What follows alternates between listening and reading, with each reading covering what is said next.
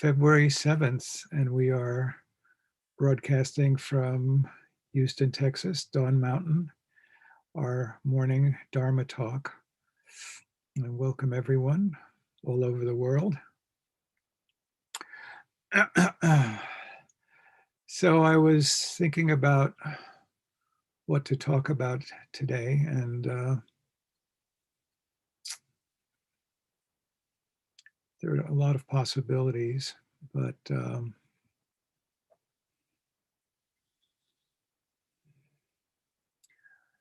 the first topic that I thought I would talk about is it's in a way compassionate communication, and the short phrase that might be associated with it is being connected or being right. I work with a lot of people, and what I'm about to say, though, I think is applicable to any kind of relationship communication that people may want to get into.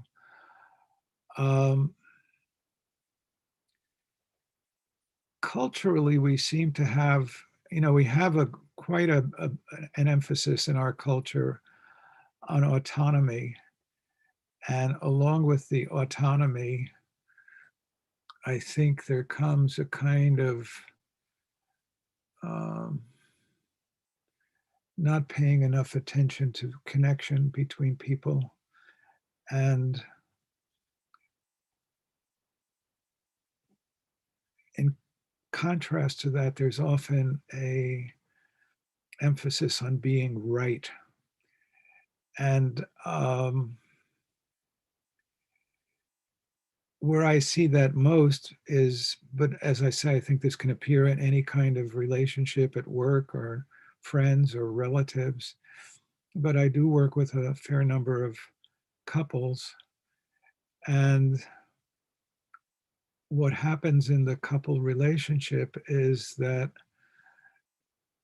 people will really get stuck. I mean, we've got a kind of thumbnail sketch of describing this in the mental health field. As partners come in, they want to prove that their partner is either bad or mad, namely morally incorrect or mentally deficient. But what gets lost in that, and in terms of kind of a compassionate vision of relating with one another, is the whole issue of connection, that we are connected with one another. And it seems, especially nowadays in our supercharged political climate, there's so much attention on people's opinions and being right that we are for sure losing sight of the significance of connection. And I'm tempted to say connection to ourselves and then connection with others. And if you are in a relationship with someone else and you find yourself getting into kind of loggerheads on a certain issue, it can be very, very helpful to slow down and really almost ask yourself, am I really insisting on being right? Or am I interested in being connected?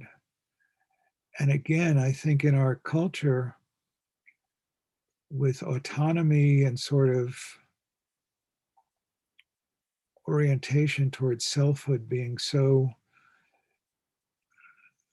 in some ways, exaggerated, we have this whole inclination to feel that we really, really have to prove ourselves to be correct in a relationship situation. And the quickest antidote to that is actually turning around into a position of listening you know, can I hear what someone else is trying to tell me rather than pushing my position on them. And so I just encourage you to see if you're getting stuck in your relationships with people. Is it being stuck because um, you're just getting positional, that you have to hold a position?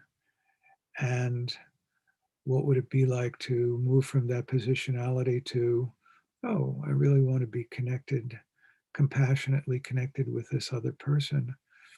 Maybe it would be worthwhile to actually listen to what they're saying and hear it and appreciate it, and most of all, acknowledge it. So I wanted to just sort of mention that to start with, and then transition to how our meditation, in a way, I think can be supportive of being more open again to ourselves and to others. And the four things that I wanted to mention were curiosity and compassion, uh, slowing down, and the body. Along with the autonomy that we value in our culture, we also value our cognitive mental capacities. And most of the people that I know are very, very swift intellectually, very, very bright, very, very articulate.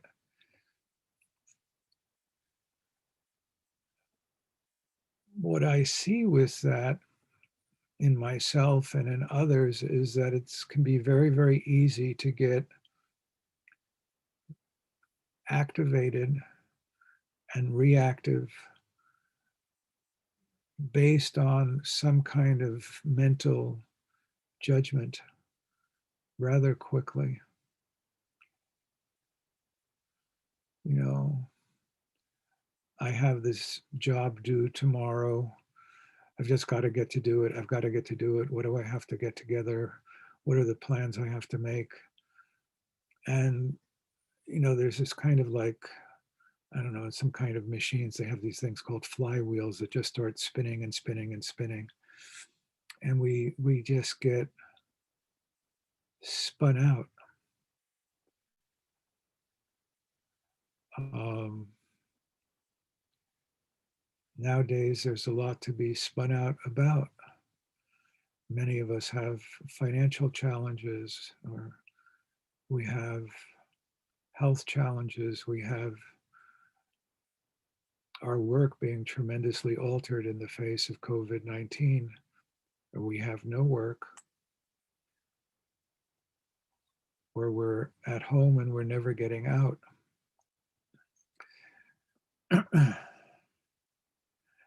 And one of the things that we offer at Dawn Mountain is a different way of being with ourselves, which includes curiosity, compassion, slowing down, and the body.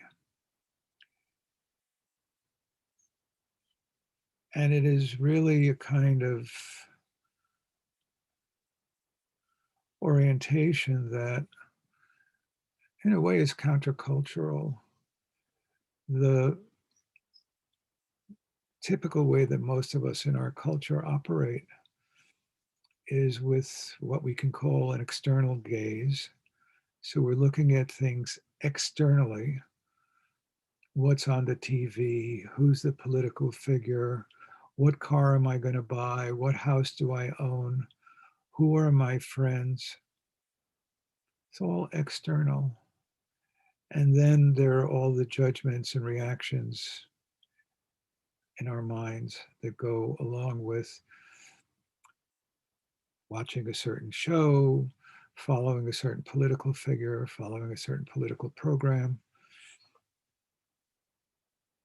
being oriented toward certain tasks, accomplishing certain things, getting things done. It's all very, very important and very, very useful, but it's frequently, as it were, overdone. And again, what we offer at Dawn Mountain in terms of practice is a kind of punctuation that can slow things down and lead to a different kind of perspective appreciation and a kind of emotional and physiological break from just the zippity doo-dah that gets going in our minds. And so when we meditate, which we'll do at 11, we do bring curiosity to our task. And curiosity is an enormously valuable human quality.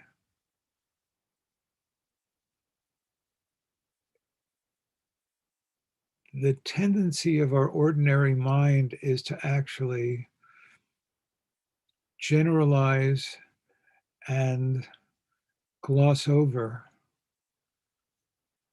details. And it's wired to do so for efficiency.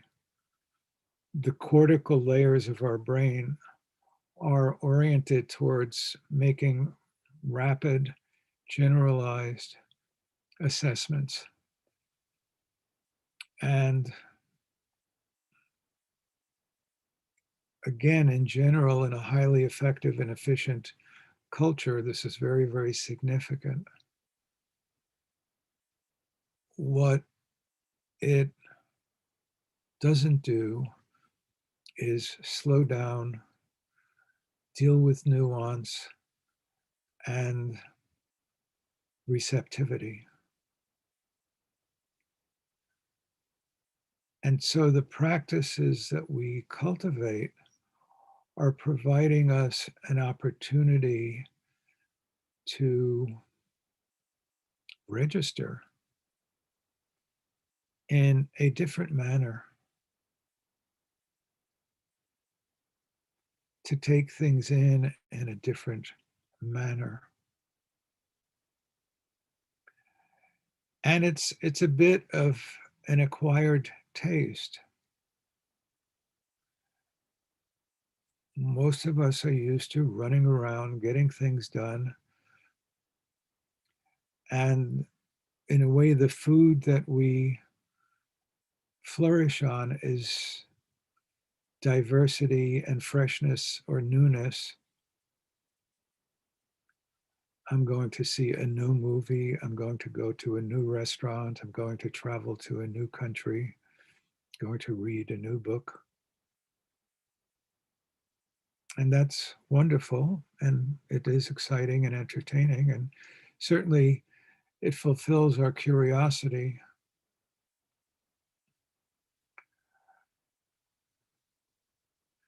But meditation takes a different approach to the whole issue.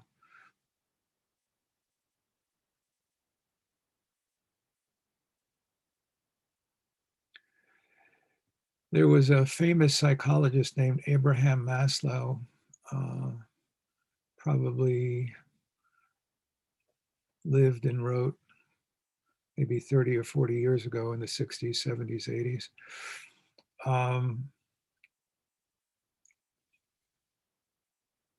And Maslow noticed that people had what he called peak experiences. And these were experiences that could occur when people were cooking or knitting or singing or walking. And the features of the peak experiences had a certain kind of timelessness, kind of centeredness, meaningfulness. And interestingly enough, Maslow himself couldn't exactly discern what seemed to conduce to these, quote, peak experiences, which offered a kind of timeless, meaningful, um, rejuvenating impact on people's lives. But when I got involved with meditation and was studying kind of the psychology of meditation, in the Theravada psychological, Theravada is one of the branches of Buddhism. It's a Buddhism of South Asia, Ceylon, Thailand, Burma, Laos, Vietnam, India. Um, in the psychology that they develop for meditation, they point out that if we place our attention on something and sustain it there, then the mind naturally has what they call pleasurable interest. And I think we've all experienced this, but may not have paid attention to it. We might experience it in chopping celery very, very carefully. We may experience it in doing our work very, very carefully, where we place our attention on something and then we sustain it there. And then all of a sudden we just feel this is kind of pleasurably interesting. Pleasurable interest is a kind of peak experience. Life is sufficient unto itself when we have pleasurable interest, which seems to flow naturally from placing our attention and sustaining our attention.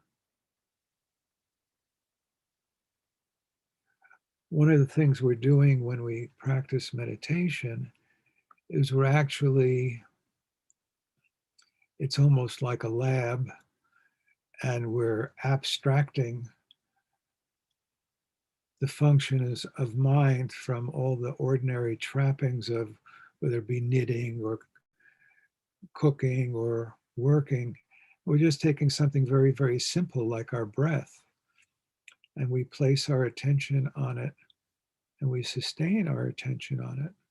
Now, it's true, some other thoughts, feelings may be occurring in the sidelines, but even if we do it for a period of, let's say, an hour that we'll do together today at 11 Central Time, there can be some calming of the body, some enhancement of pleasurable interest.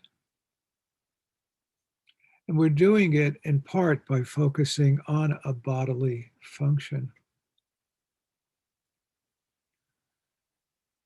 And we're doing it in a compassionate manner.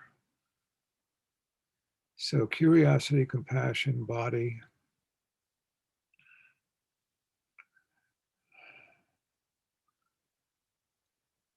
Slowing down.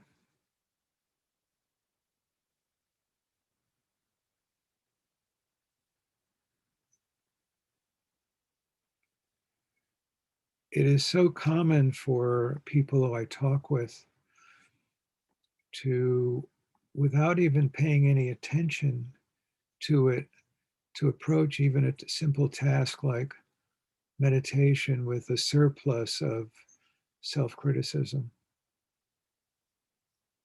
My breath is not right, my posture is not right, my chair is not right, my sitting is not right.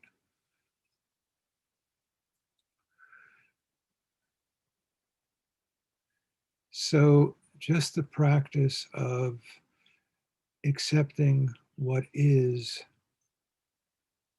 radical acceptance of our current physical process of breathing, is a wonderful training ground. And to wind it back to what I said earlier about relationships, if we can be that way with ourselves, we can also be that way with another, where whatever their position is, we can at least initially hear it out without judgment. It doesn't mean we ultimately have to agree or go along. And we ultimately may be in vigorous disagreement with someone, but at least initially, can we have the space to take them in?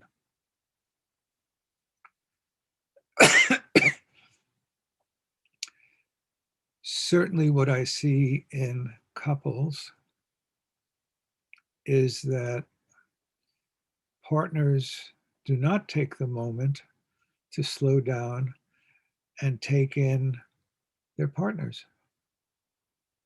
Oh, I see. You think that we should take the kids to a restaurant at 7 o'clock tonight. That's your position. No, it's immediately, I don't think we should take the kids to the restaurant at 7 o'clock. And so there's positionality, there's escalation.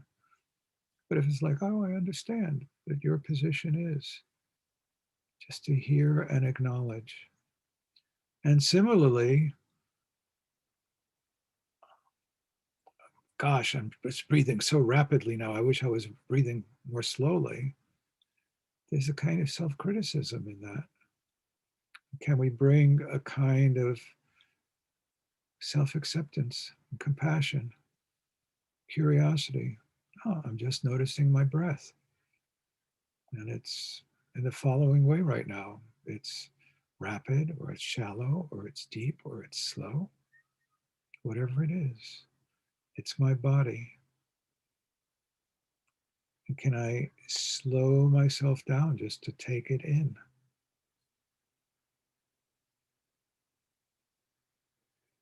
So the meditative posture, in the sense of an orientation, instead of being external gaze, instead of being multiplying new phenomena and multiplying new experiences for rejuvenation,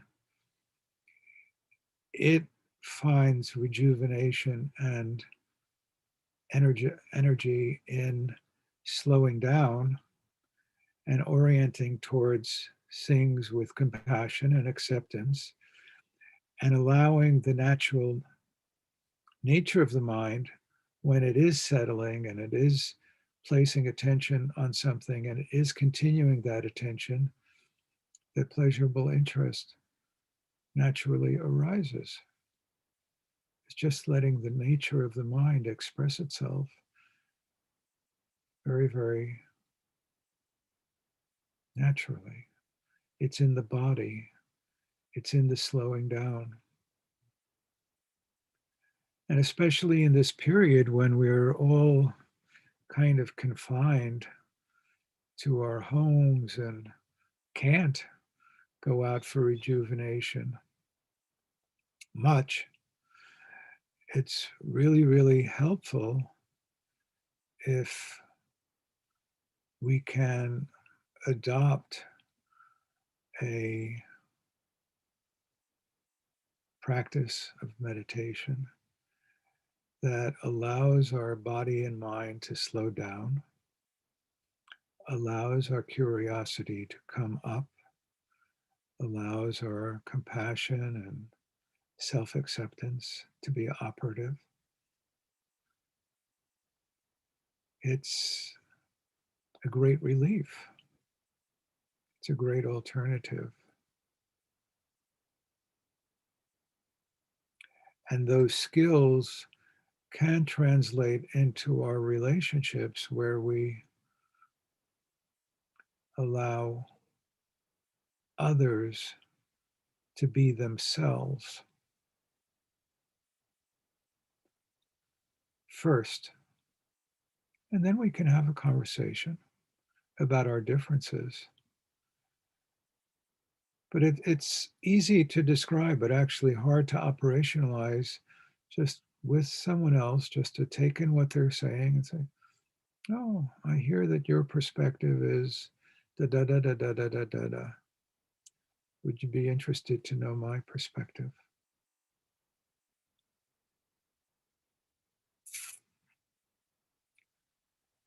This is a quality that is, in seeming ways, very, very lacking nowadays in our culture, with all of the polarization and insistence on the correctness of people's views. There's so much, in a way, anger and hostility and closed offness. If you were to ask me what my understanding of that is that it feels like it's driven by fear, and that in the face of demographic changes and climate changes, and now the most scary of all, that we're all at risk to our lives, people are shutting down emotionally and really getting into flywheel spinning in their heads, pretty much divorced from reality, as a defense against the actual experiences of fear and uncertainty and change, which are frightening for all of us. So, I don't know if anybody has any comments or observations. You'd be welcome to say something if you wish.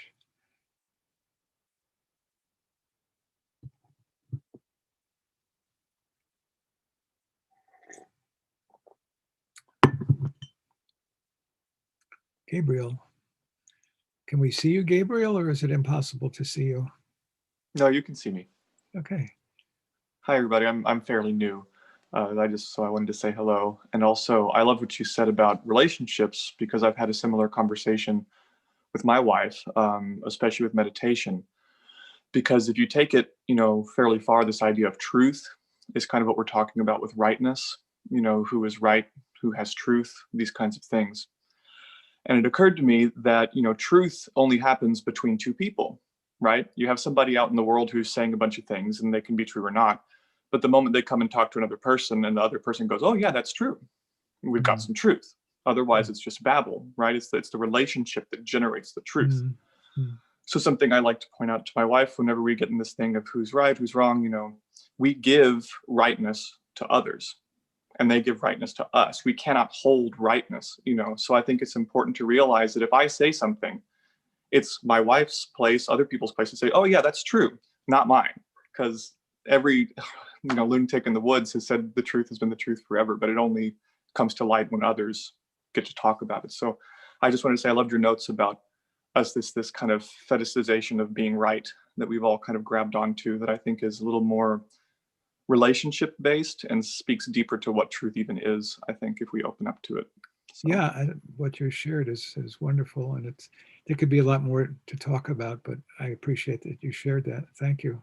Thank you. Yeah. For this morning. Yeah. Petra, good morning from Europe. Good evening. Good evening. Nice to see you all. It's wonderful to see you. Yeah. So where is Emily? Emily, do we need to take a break for like a minute or two? Just 2 minutes, yeah. Okay, and then we'll start a meditation.